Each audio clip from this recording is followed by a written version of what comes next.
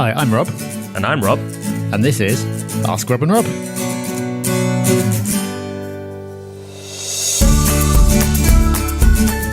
Hello everyone and welcome to another episode of Ask Rob and Rob. Yes, we're back, of course we are, because it's Tuesday, and every Tuesday we get a listener to give us a question and we give you an answer. And if you'd like to become part of the show, we make it very simple. We give you not one, but two ways of getting in touch. Yes, we do. The first one is the good old-fashioned telephone. Just call 013 808 00035. That's 013 808 00035. You'll just be paying the normal rate for that call and you'll leave us a voicemail. Or you can do exactly the same thing by going to thepropertyhub.net/podcast and leaving us a message from your laptop. So whatever your question, just make sure you get it over to us. That is what Annika did. Let's hear what Annika had to ask. Hi, Rob and Rob. My name is Annika. I recently purchased my first home, which was very exciting, as you can imagine. I now have enough money saved to buy 2 buy-to-let properties within the 100,000 mark. I've signed up to a few BMV companies and receiving some really great deals. However, they're from various different places in the UK, some in Birmingham, some in Hull, others in Northampton. And I was wondering if buying houses in different places across the country is a good idea. The reason I ask is because I've had some advice from some people saying concentrate only in one area, and that way you only have to keep up to date in that particular area with the prices. Otherwise, you'll have your work cut out for you researching loads of different places in the UK. And others just say, yeah, why not? Just do it. So I wanted your trusted opinion, if that's okay. Also, I'd like to thank you so much for your podcast. I've only actually recently started listening and I'm completely hooked, like a lot of others, I'm guessing. I listen to it before bedtime, I commute to work, at the gym, and I've taken a lot of valuable education from it, and I can't believe it's all for free, so that's really nice. You're both doing an amazing job, and thank you again. I really appreciate it. Well, Annika, before we go any further, thank you for your lovely words. We do appreciate it and glad you're enjoying all the stuff we put out there. So, of course, we have to answer your question. Now, as you've been a more recent listener to the podcast, Annika, you might be getting a flavour for how Rob and I invest. Now, this will come with a word of warning.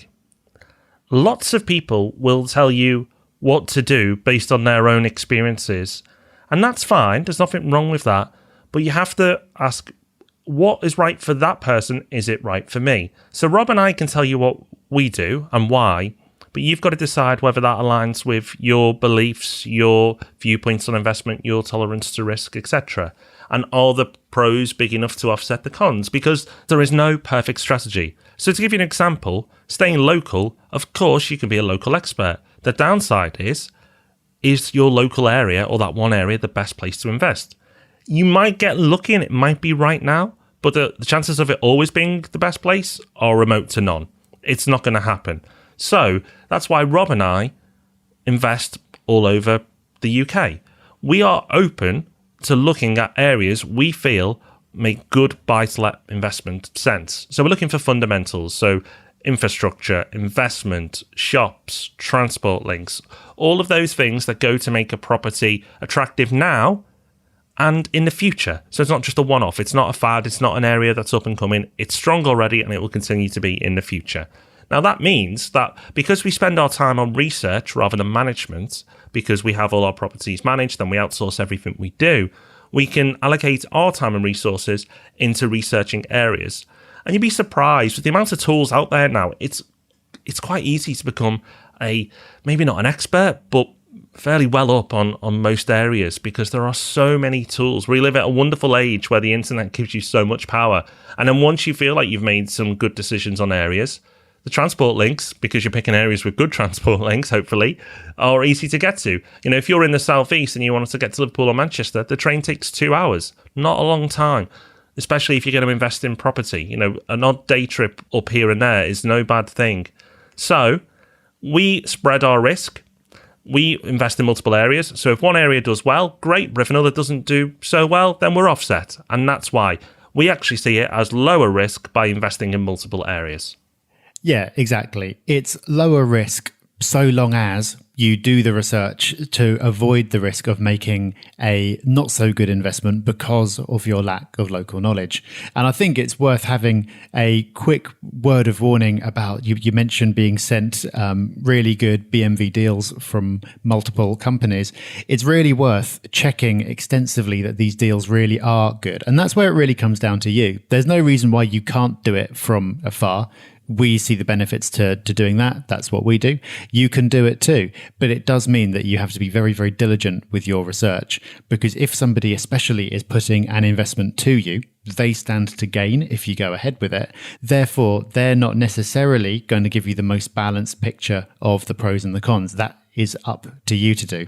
And I think Rob got it right at the start there, where he said that people often tell you what you should do based on just their experiences. Like you'll get people who are really dogmatic about it, and they're just like, you should never buy anywhere except where you live because I've done this and blah, blah, blah. And yeah, that might actually be the best thing for you, but that's not going to be the best thing for everyone. So it's worth listening to what we have to say, and it's worth listening to what lots of other people have to say as well, and making a decision about what suits your personality, your skill set, your investment strategy, and everything else.